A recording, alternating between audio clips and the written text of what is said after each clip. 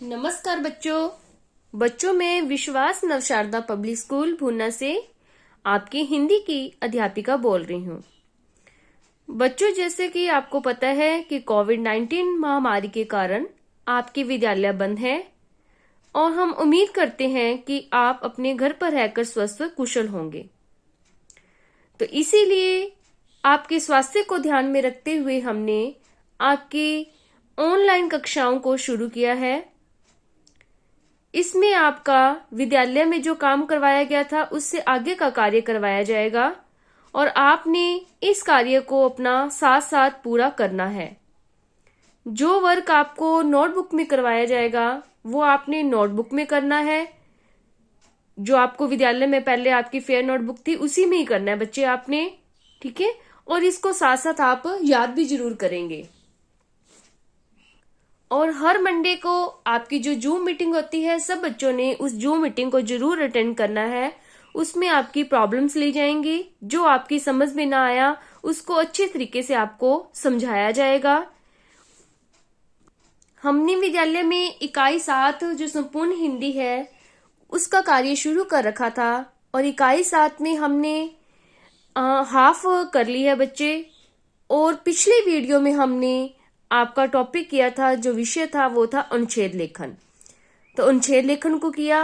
आज जो हमारा विषय है ये है आओ समझे 8 SB 9 पेज पर पाठ का पूर्वावलोकन, यानी कि पाठ का शुरू करने से पहले उसका अवलोकन करना। देखिए अब कैसे है इसका। किसी पाठ की विषय वस्तु को समझने के लिए पूर्वावलोकन की विधि बहुत कारगर होती है। इसके द्वारा हम सरलता से पाठ पढ़ने से पहले ही विषय का अनुमान कर लेते हैं कि उसके बारे में जान लेते हैं। पाठ के पूर्वावलोकन की विधियां 2 हैं। एक है शीर्षक पढ़ना और एक है पाठ प्रवेश या परिचय पढ़ना। तो बच्चे, पाठ का जो पूर्वावलोकन है इसके आपके 2 प्रश्न बन रहे हैं, जैसे कि मैं विद्यालय में भी पहले करवाती हूँ उसी तरह से। देखो यहाँ प्रश्न 1 है कि पाठ के पूर्वावलोकन से क्या लाभ है, ठीक है।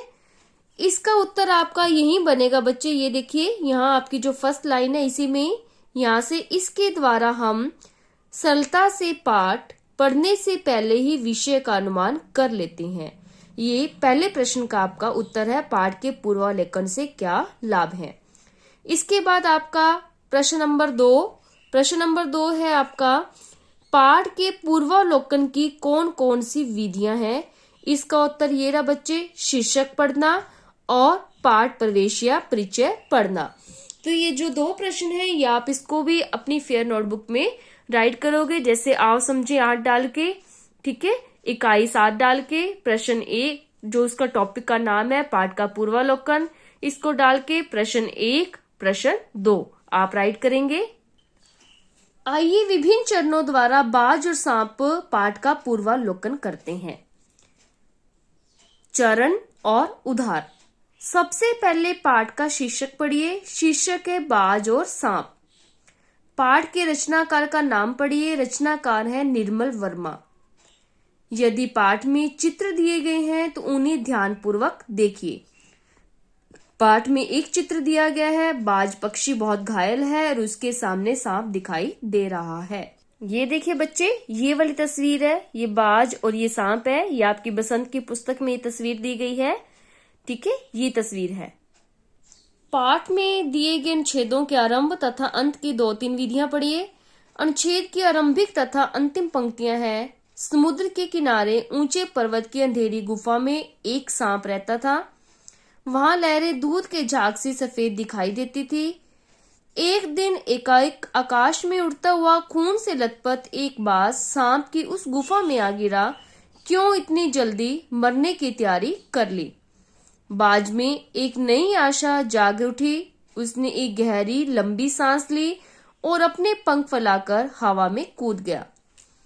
किंतु जिसने जीवन भर रेंगना सीखा था वह भला क्या उड़ सकता था? जैसे कि अब क्या था, वो था सांप तो रेंगते ही हैं, नीचे धरती पर चलते हैं, रेंग कर चलते हैं, तो वो उड़ तो नहीं सकता ना सांप। अपने प्राणों को खतरे में डालना कहाँ की चतुराई है। उपयुक्त सभी चरणों को आधार बनाकर सोचिए कि कहानी की विषय वस्तु क्या है।